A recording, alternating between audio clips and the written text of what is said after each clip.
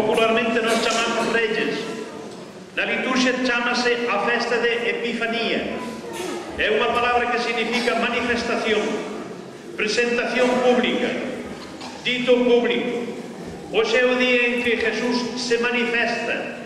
Diríamos que o día de Navidad nós veíamos a un neno, falábamos de carne, falábamos de nacemento, falábamos da anunciación, un neno, un pesebre, unha pobreza. E ora cambiamos a outra cara e hoxe o día de Reyes dicimos: este neno, que misión trae? Cal é a misión deste neno? Entonces, a festa de hoxe propiamente é que a misión deste neno é unha misión misionera, de anuncio. A misión deste neno é anunciar a todos os povos a salvación. Este neno nace nun pueblo, pero non é para ese pueblo, sino que nace nun pueblo para todos os pueblos. As lecturas de hoxe apuntan a misión deste neno. Son tres cantos de liberación. A primeira lectura que escoitamos hoxe é un canto profético de liberación. É de liberación de aquilo que non gusta. As tinebras non gustan, a mentira non gusta, a oscuridade non gusta.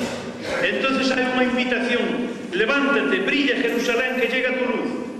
Hai unha invitación a que a luz, a estrella que aparece, que ten que ser a que ilumine. Unha nova época empeza. Esta nova época é precedida pola luz. Estes tres personaxes, os magos, son uns tipos misteriosos que van en busca. Entonces, o que demostran estes tres personaxes é que buscando se encontran. E hai dificultades. Presentáronse ao rei, presentáronse ao poder, e presentáronse a personas malas que os guiaron por outros camiños. Entonces, o camiño do Señor é distinto. E aqueles que buscan a verdade sempre encontrarán camiños de verdade. Volveron, pero non foron polos camiños donde o poder, donde as persoas malas lle dixeran, sino que volveron ás súas casas por outro camiño, polos camiños de Dios. O que busca sempre encontra. E na vida hai desilusións, pero hai que seguir sempre adiante. O que empeza o camiño e se queda, nunca consigue. Os magos son os personaxes que empezan, dicen: vimos a estrella, creemos na estrella e actuamos. Se eles viran a estrela e se sentaran como os nenos dicindo que preciosidade, non chegarían a ver o neno. Pero dentro da súa humildade siguen caminando, siguen camiñando. Estes tres personaxes representan a fe. A persona de fe é que, a pesar das dificultades, sigue para adiante.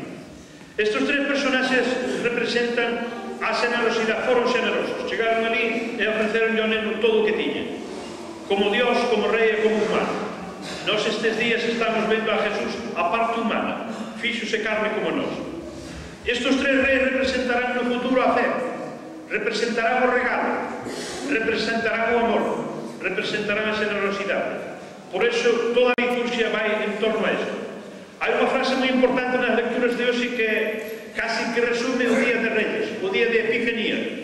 É que San Pablo dice: a min escolleume Dios para anunciar o Evangelio, máis ben dito dice, para anunciar o misterio de Cristo aos gentiles.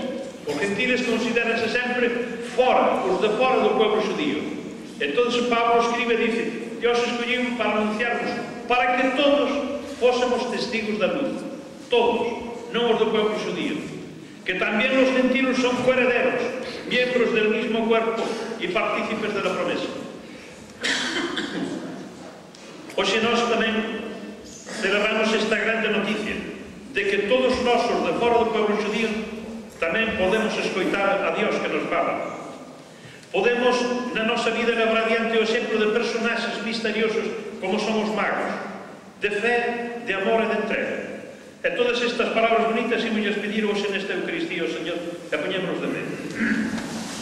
Creo en Dios Padre Todopoderoso,